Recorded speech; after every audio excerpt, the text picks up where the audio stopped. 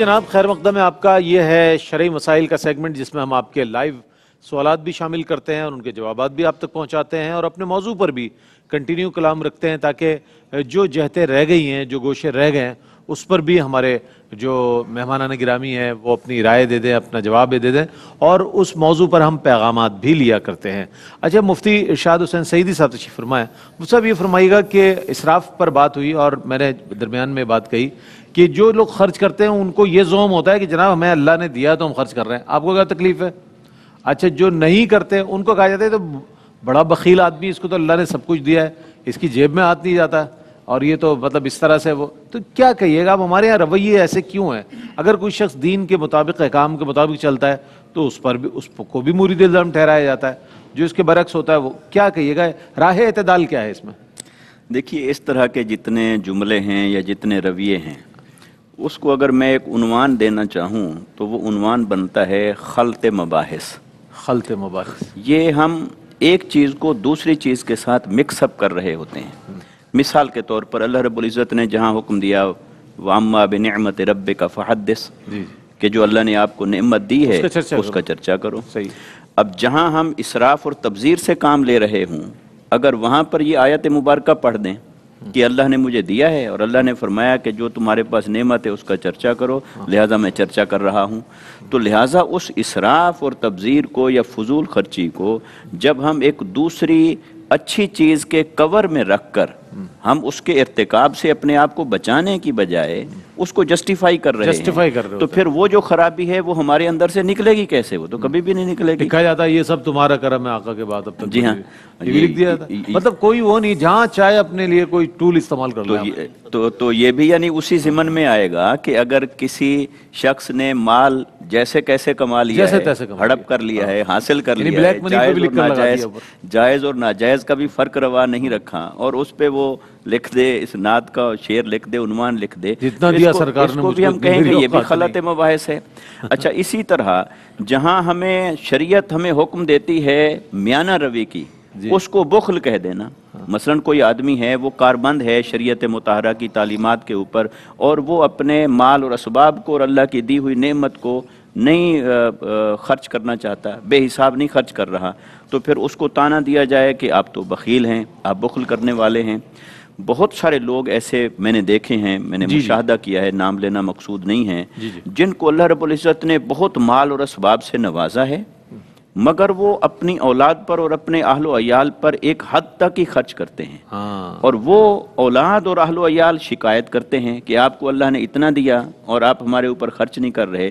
एक ऐसे ही मैं एक दोस्त को जानता हूँ, उनसे मैंने पूछा कि भी ऐसे आपके बच्चों ने ये शिकायत की है तो आप थोड़ा हाथ को खोलें, तो उन्होंने कहा जी बात यह है कि अल्लाह ने जो नेमत मुझे दी है इसका हिसाब मैंने देना है, लिहाजा मैं ये समझता हूँ कि जितना इनका हक है वो इन्हीं को देना है, बाकी जो मखलूक खुदा का हक है वो मैंने उन पर खर्च करना है।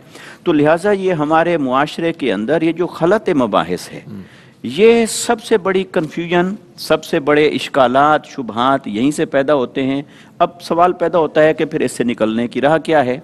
तो जैसा कि बिला मुफ्ती साहब ने इसकी तरफ हमें मुतवज्जे किया और अक्सर करते हैं, इल्म दीन, वो है इल्म दीन। बिल्कुल, जब तक हम इल्म हासिल नहीं करेंगे वो इल्म ही तो हमें रोशनी देगा, यही सोल्यूशन हर चीज का, कि यहाँ पर चर्चा करना ये तहदीस नेमत है और यहाँ पर अगर करेंगे तो ये इसराफ और तब्जीर है। अच्छा, इसी तरह यहाँ पर अगर करेंगे इजहार तो ये नमूद और नुमाइश के जुमरे में आएगा और यहाँ पर इजहार करेंगे तो ये तरगीब के जुमरे में आएगा। सही फरमाया। तो लिहाजा तरगीब अलग महल पर है, नमूद और नुमाइश अलग महल पर है।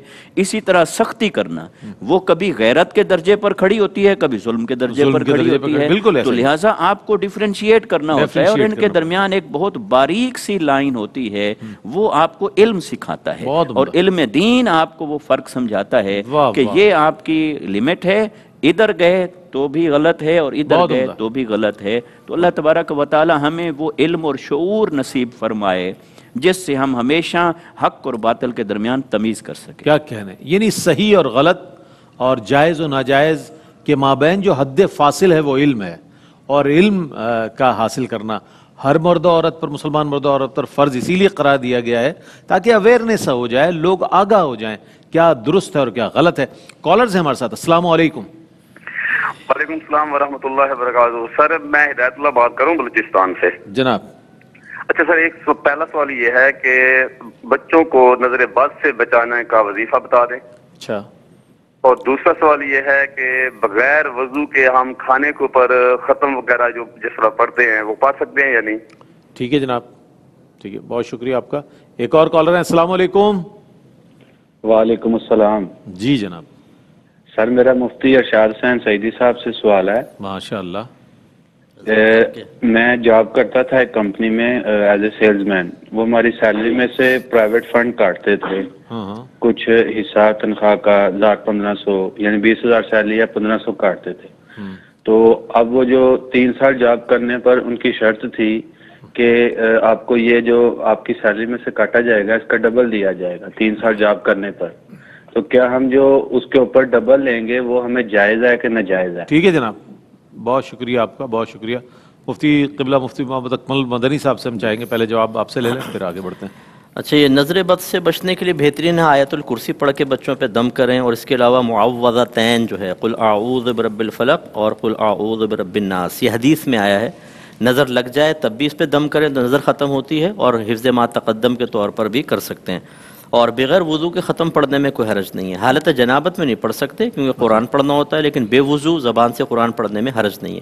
چھو کے نہ پڑھیں لیکن زبان سے پڑھ سکتے ہیں. ٹھیک ہے، ٹھیک ہے. مفتی ارشاد حسین سعیدی صاحب، جی یہ سوال آیا تھا، میں چاہتا ہوں اس کا بھی بھائی نے سوال پوچھا. اگرچہ سوال کا حق تو یہی ہے کہ جب بڑے موجود ہوں تو انہیں کی طرف ہی اسے منسوب کیا جائے، مگر ان کی محبت تو میں اپنے لیے جواب دینا سعادت سمجھتا ہوں. اور قبلہ مفتی صاحب کی سرپرستی میں یہ ہے کہ یہ گورنمنٹ کی سطح پر بھی ہوتا ہے اور پرائیویٹ کمپنیوں میں بھی ہوتا ہے. پروویڈنٹ فنڈ ہے، اس کی کٹوتی گورنمنٹ تنخواہوں میں سے کٹوتی کرتی ہے اور ایٹ دی اینڈ اس کو منافع کے ساتھ لوٹایا جاتا ہے. اسی طرح پرائیویٹ کمپنی میں بھی ہوتا ہے. اب اس میں یہ ہے کہ وہ جو کچھ ریٹرن میں ملنا ہے گورنمنٹ کی طرف سے یا کسی پرائیویٹ کمپنی کی طرف سے، جب وہ مقرر ہوگا، فکس ہوگا، تو وہ سود کے زمرے میں آئے گا. کیونکہ جنس کے بدلے میں جنس اور اضافہ اس کا مقرر ہو تو وہ سود کی ڈیفینیشن میں آتا ہے، لہٰذا وہ سود ہوگا. اب ایک دوسری صورت اس کی یہ بنتی ہے کہ اگر تو یہاں پر کوئی شخص مجبور ہے کہ وہ اس کے پاس ایک ہی آپشن ہے، یا تو وہ جاب چھوڑ دے، یا اگر جاب کرتا ہے تو اس کی ہر حال میں کٹوتی ہوگی، جبری کٹوتی ہے. تو اس صورتحال کے اندر وہ شخص کسی اچھی جاب کی تلاش میں ضرور رہے، لیکن جب تک اسے وہ نہیں ملتی وہ اس جاب کو جاری رکھے، اور اس کا گناہ اس کے اوپر نہیں ہوگا جس نے اسے جبری طور پر اس سود کے اندر مبتلا کیا ہے، پھر اس کا وبال ان کے اوپر ہوگا. تو دوسری جاب میں بھی تو پروویڈنٹ فنڈ ملنے کے امکانات ہوں گے، اس کو وہ کہاں کوئی ایسی تلاش کی جائے، کوئی ایسی جس میں پروویڈنٹ فنڈ نہ ہو، تو بینیفٹس تو لیس ہو جائیں گے نا مفتی صاحب. اس کے بینیفٹس تو لیس ہوں گے آفٹر سروس، اس کے بینیفٹس یہی تو ہیں کہ پروویڈنٹ فنڈ ملے گا اس کو. یہی جو بینیفٹ ہے یہ تجارت میں بھی بینیفٹ ہے، نفع میں بھی بینیفٹ ہے، سود میں بھی بینیفٹ ہے. اسی بینیفٹس میں ہی تو ہم نے ڈیفرینشیٹ کرنا ہے کہ یہاں تک جانا ہے اور یہاں تک نہیں جانا، یہ جائز ہے اور یہ جائز نہیں ہے. وہی نفع ہمارے لیے لینا جائز ہے جو اللہ اور اس کے رسول صلی اللہ علیہ وسلم کی منع کی ہوئی ڈیفینیشنز اور چیزوں میں نہ آئے. ٹھیک، کالرز ہیں. السلام علیکم. جی وعلیکم السلام، عمران بات کر رہا ہوں لاہور سے. جناب. جی مفتی اکمل صاحب سے سوال ہے کہ میرے بہنوئی وہ پاکستان سے باہر سے پیسے بھیجتے ہیں روزہ افطاری کروانے کے لیے، ڈاکٹروں نے انہیں روزہ کے لیے منع فرمایا ہوا. اچھا جی. تو اس میں یہ پوچھنا تھا کہ میں جا کے مسجد میں افطاری دیتا ہوں، وہاں پہ کچھ لوگ ایسے بھی بیٹھے ہوتے ہیں جو جن کا روزہ نہیں ہوتا، وہ ہمیں نہیں پتا، میں افطاری ان کے آگے رکھ دیتا ہوں. تو کیا یہ طریقہ صحیح ہے یہ، یا بالکل ان بندوں کو ڈھونڈ کے دی جائے جو صرف جن کا روزہ ہے، اور یہ افطاری ہم گھر. ٹھیک ہے جناب، ٹھیک ہے، سوال پہنچ گیا آپ کا. ایک اور ہمارے ساتھ کالر ہیں. السلام علیکم. جی وعلیکم السلام. جی ہلو. جی آواز آ رہی ہے، سوال کیجیے. قبلہ میرے مفتی اکمل صاحب سے سوال ہے حق مار کے بارے میں کہ کچھ لوگ بچوں والوں سے ان کی ضرورت سے بڑھ کر حق مار کا تقاضا کرتے ہیں، خواہ وہ معجل ہو یا غیر معجل. اس کے بارے میں شرعی کیا مسئلہ ہے؟ بہت شکریہ آپ کا مفتی صاحب، ماشاءاللہ کہ آپ کی سماعت کو بھی سلام ہے کہ آپ سوالات سمجھ لیتے ہیں اس قدر مطلب ظاہر جس انداز میں آتے ہیں. جی صاحب. اچھا، یہ کہہ رہے ہیں کہ ہمارے بہنوئی کو ڈاکٹر نے منع کیا تو وہ روزے کا فدیہ بھیج دیتے ہیں، یہ شاید کہنا چاہ رہے ہیں. پہلی بات تو یہ کہ اگر ڈاکٹر نے منع کیا ہے تو واقعی وہ کسی مفتی صاحب سے اچھا مشورہ بھی کر لیں. بعض اوقات ڈاکٹر بہت چھوٹی چھوٹی باتوں کے اوپر روزہ چھڑوا دیا کرتے ہیں, لیکن اگر واقعی کسی مفتی صاحب کے فتوے سے بھی یہ عذر ثابت ہو جائے کہ ہاں آپ روزہ چھوڑ سکتے ہیں اور اب آئندہ بھی آپ کی صحت کی کوئی امید نہیں کہ آپ اس کا روزہ رکھ سکیں, تو وہ وقتی طور پہ فدیہ پھر دے سکتے ہیں, تو وہ صحیح رہے گا. اب یہ فدیہ جو ہے یہ اصل میں یہ کہہ رہے ہیں روزہ کھلوانے کے دے دیتے ہیں, تو اس پہ فدیہ ہے, روزہ نہیں کھلوایا جاتا. جی ہاں, وہ تو صدقہ فطر کی مقدار ہے ایک روزے کے بدلے میں, وہ کسی شرعی فقیر کو مالک بنانا ہوگا. اگر روزہ کھلوانا کے لیے پیسے دیتے ہیں تو یہ فدیہ نہیں بنے گا, یہ تو چلے الگ ثواب کا کام الگ ہوا. اور اس میں جب روزہ کھلوانے کے لیے مختص کر دیا تو روزہ دار ہونا ضروری ہے. ہاں, پھر آپ اپنے اطراف میں محلے والوں کو دینا جو واقعی روزہ رکھتے ہیں, ایسی فیملیز ہیں, ایسی جگہ جا کے کیوں دیتے ہیں جہاں یہ ہٹے کٹے بیٹھے ہوتے ہیں. اچھا, سمیٹ کے لے جا کر وہ بیچ بھی دیتے ہیں بعض اوقات پھل فروٹ, یا رکھ لیتے ہیں وہ کھاتے رہتے ہیں سارا دن, یہ غلط ہوتا ہے. ایسے لوگوں کو ہرگز نہ دیا جائے. اور یہ حق مہر کا مطالبہ زیادہ کرنا یہ مناسب نہیں ہوتا. کم سے کم کی مقدار تو مقرر ہے. نبی کریم صلی اللہ علیہ وسلم نے فرمایا کہ لا مہر اقل من 10 دراہم, کہ 10 درہم سے کم کوئی مہر نہیں ہے, جو آج کل 4-5 ہزار تقریباً بنے گا. لیکن زیادہ کی کوئی حد لمیٹیشن شریعت نے مقرر نہیں کی. وہ میوچل انڈرسٹینڈنگ سے آپ کر سکتے ہیں, لیکن اس میں اتنا بڑا مطالبہ نہ ہو کہ لڑکے والے بیچارے مصیبت میں اور مشکل اور ظلم میں مبتلا ہو جائیں. بعض اوقات لڑکی جب خوبصورت ہوتی ہے, خاص طور پہ یہ بڑے خاندان کی, تو وہ مطالبہ ہوتا ہے 3 لاکھ 4 لاکھ. اور ایسا بھی ہوا ہے کہ بعض اوقات ہم جیسے نکاح میں پڑھاتا ہوں نا, کبھی 50,000 مہر پہلے طے ہوا ہے, لیکن عین نکاح کا ٹائم کہتے ہیں صاحب 3 لاکھ لکھ دیں. اب وہ لڑکے والے سوچتے ہیں برات بھی آئی, وہ بیچارے 3 لاکھ لکھ دیتے ہیں. یہ چیز ایک غلط چیز ہوتی ہے. ہم بعض اوقات تو لڑکے والوں کو کہتے ہیں کہ یہ اتنے غلط ہیں, جہیز مانگ رہے ہیں. بعض اوقات لڑکی والے بھی کم نہیں ہوتے, لیکن ایسا نہیں کرنا چاہیے. تو باہم رضامندی سے اتنا مہر مقرر ہونا چاہیے جو کسی کے اوپر بوجھ نہ بنے. ہاں, یہ رویے بہت زیادہ دیکھنے میں آ رہے ہیں سامنے, بہت تیزی دکھاتے ہیں لوگ اور بڑا کوشش کرتے ہیں وقت کو کیش کر لیں اس وقت. جیسے مفتی صاحب نے بتایا, بڑی حیرت انگیز باتیں ہیں. بہرحال اللہ تعالیٰ ہماری نیتوں کے مطابق معاملات فرمانے والا ہے. ایک وقفہ ہے, وقفے کے بعد لوٹیں گے تو آپ کے مزید سوالات کو شامل کریں گے اور اپنے اس موضوع کے بھی کنکلوژن کی طرف بھی جائیں گے. آپ ہمارے ساتھ رہیے گا جناب. یہ شرعی مسائل کا اختتامی سیگمنٹ ہے اور اس میں ہم آپ کے سوالات بھی شامل کریں گے, اپنے موضوع کو کنکلوڈ کرنے کی بھی کوشش کریں گے. کالر کو شامل کرتے ہیں. السلام علیکم. وعلیکم السلام. السلام علیکم. جی وعلیکم السلام. جی جناب, سوال بتائیے گا. عبدالخالق بات کر رہا ہوں لاہور سے. جی عبدالخالق بھائی, کیا سوال ہے آپ کا؟ جی سوال یہ ہے کہ تراویح پڑھتے ہیں ہم, تو جو آگے حافظ صاحب ہے وہ پیچھے لقمہ لیتے ہیں. ہاں جی. ہاں, تو وہ لقمہ لیتے رہتے, انہوں نے قیام میں نماز اپنی جو ہے ختم کر دی ہے. سلام پھیر کے تو سامنے سے انہوں نے بات کی, میں نے یہ پڑھ لیا وہ بھی پڑھ لیا, تو یا یہ ایسے نماز تو ان کا جائز عمل ہے؟ اچھا ٹھیک ہے, ٹھیک ہے. ایک اور کالر. السلام علیکم. وعلیکم السلام. مفتی صاحب میرے 2 سوال تھے. جی. ایک ہمارے محلے میں مسجد ہے, وہاں جمعہ کے دن میں رش ہوتا ہے, تو جس جگہ وضو کر کے لوگ اٹھتے ہیں وہ کارپیٹ رہتا ہے, اس پر مستعمل پانی گرتا ہے, لوگ اس پر بھی نماز شروع کر دیتے ہیں, اس پر نماز ہو جائے گی؟ اور دوسرا سوال یہ ہے کہ جب رمضان میں سب نمازی آنے لگتے ہیں زیادہ ہجوم میں, تو لوگ ایک نے کہا کہ آگے 1 مہینے کے مسلمان, تو کیا 11 مہینہ کافر تھے اس طرح؟ ٹھیک ہے, سوال تو پہنچ گیا لیکن بڑے اس سے ظاہر ہے مفتی صاحب سن لیا ہوگا. مفتی صاحب نے. جی مفتی. جی دوسرا سمجھ میں نہیں, پہلا تو آ گیا تھا. یہ تراوی میں لقمہ دیا تو امام اصل میں وہ گھبرا گئے ہوں گے, تو کہہ رہے ہیں کھڑے کھڑے نماز توڑ دی انہوں نے. تو طریقہ یہ ہوتا ہے کہ اگر وہ بالفرض وہ بالکل پزل ہو گئے تھے تو سیدھی طرف سلام پھیر دیں تو نماز ٹوٹ جاتی ہے. السلام علیکم ورحمۃ اللہ کھڑے کھڑے, تو پھر انہوں نے نئے سرے سے نماز پڑھائی ہوگی. تو یہ طریقہ صحیح تھا ان کا کہ وہ نہیں سمجھ میں آ رہا ہوگا, خود اٹک گئے ہوں گے, لقمہ صحیح وہ دے نہیں رہے ہوں گے. سٹریس ہوگا. جی ہاں, سٹریس بہت پہلے بھی زیادہ ہو چکا ہوگا ایسا, اور انہوں نے کہا ہوگا بھائی اب دیکھ خیال کرنا میں صحیح پڑھ رہا ہوں. ہاں, شاید کمیٹی والوں کا شدید خوف ہو, کمیٹی والوں کا بھی, اس لیے انہوں نے نماز توڑ دی ہوگی. سلام پھیر کے تو ٹھیک کیا انہوں نے, اگر واقعی وہ ایسی شرعی مجبوری میں آ گئے تھے پھر نئے سرے سے نماز اسٹارٹ کرنی چاہیے تھی. اور یہ کہتے ہیں کہ مسجد میں جمعے میں رش ہوتا ہے تو بعد اوقات جہاں مستعمل پانی گرتا ہے وہاں پہ بھی لوگ نماز پڑھنا شروع کر دیتے ہیں. تو دیکھیں مستعمل پانی ناپاک نہیں ہوتا, بہتر ہے کہ اس پہ کوئی پوچھا مار کے خشک کر دیا جائے, تھوڑی دیر میں وہ خشک ہو جائے گا ہوا سے. لیکن اگر بالفرض رش بہت زیادہ ہو گیا اور اسی پر کسی نے نماز پڑھ لی تو نماز ہو جائے گی. ٹھیک ہے, ہاں بالکل نماز ہو جائے گی, وہ ناپاک پانی نہیں ہوتا. ناپاک پانی. کالر ہے. السلام علیکم. السلام علیکم. جی جناب السلام علیکم. وعلیکم السلام. میں پوچھنا یہ تھا کہ ہم 3 بھائی ہیں, ایک ہی گھر میں رہتے ہیں, شادی شدہ ہے. ایک پلاٹ ہم نے لیا ہوا ہے فیوچر میں سیل کرنے کے لیے, کہ اس کو سیل کر کے اپنا گھر بنا لیں گے, اس پہ زکوٰۃ بنے گی کہ نہیں؟ اچھا جناب. ٹھیک ہے, بہت شکریہ. ایک اور کالر ہے. السلام علیکم. جی جناب. ہلو. یہ ہوئی نا بات. جی سوال بتائیے گا. ہلو السلام علیکم. وعلیکم السلام. میرا سوال یہ ہے کہ 3 سوال ہیں میرا. پہلا سوال یہ ہے کہ غسل کے بعد وضو ضروری ہے. دوسرا سوال یہ ہے کہ اگر وضو کی سن رہے ہیں آپ؟ ہلو. جی جی آواز آ رہی ہے. ہاں. دوسرا سوال یہ ہے کہ وضو میں سیکوینس آپ کی ٹوٹ جائے, مثلاً جیسے ناک میں پانی چڑھاتے ہیں تو وہ بھول گئے, جیسے تو آخر میں مسا کے بعد اگر چڑھا لیا تو آپ کا وضو ہو جائے گا, سیکوینس ٹوٹ جائے گا. جی جی جی مفتی.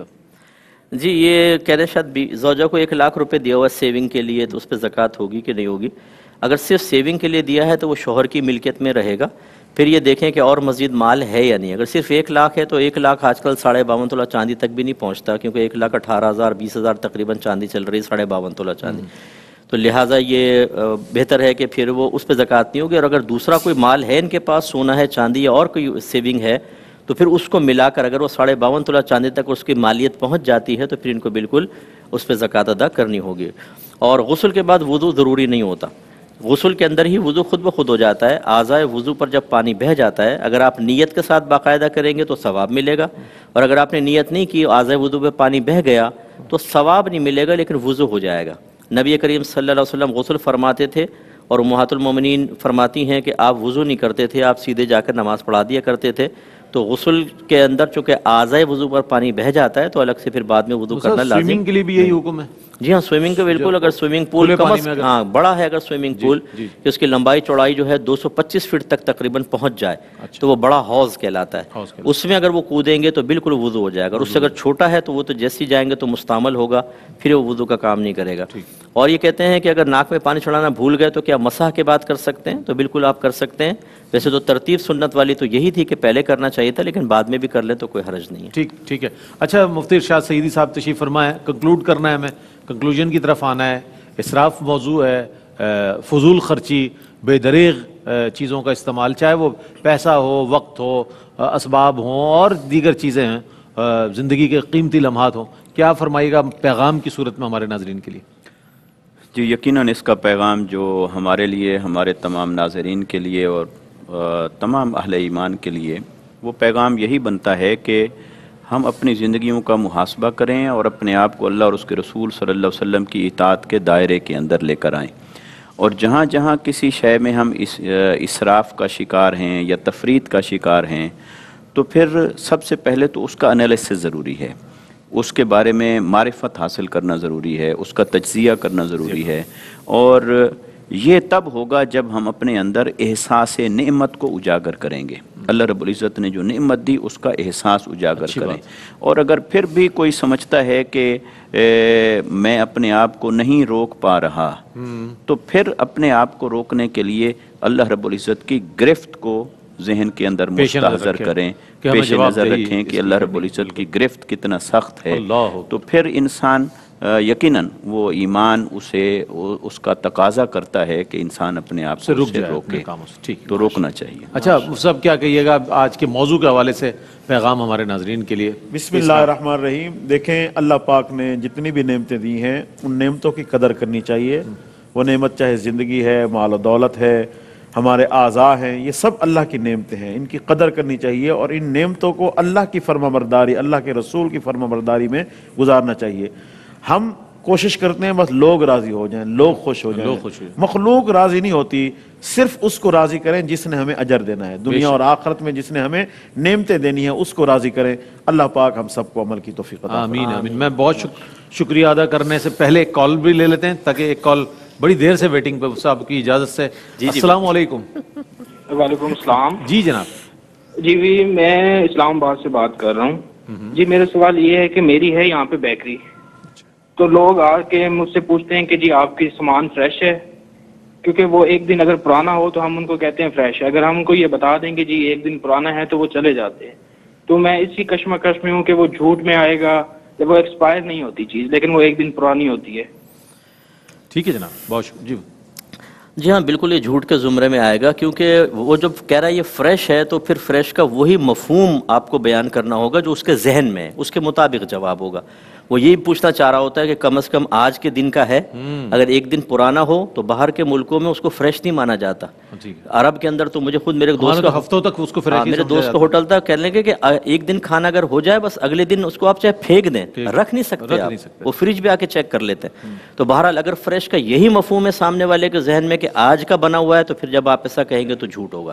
اور اگر فریش کا مطلب یہ ہے کہ ایک آدھ دن پرانا بھی ہو تو چل جائے، بس باسی نہ ہو، تو پھر آپ کا کہنا سچ میں آئے گا. تو یہ خود دیکھ لیں کہ وہ فریش کا کون سا مفہوم فریش ہے یا ریفریش ہے. ہاں ریفریش ہے.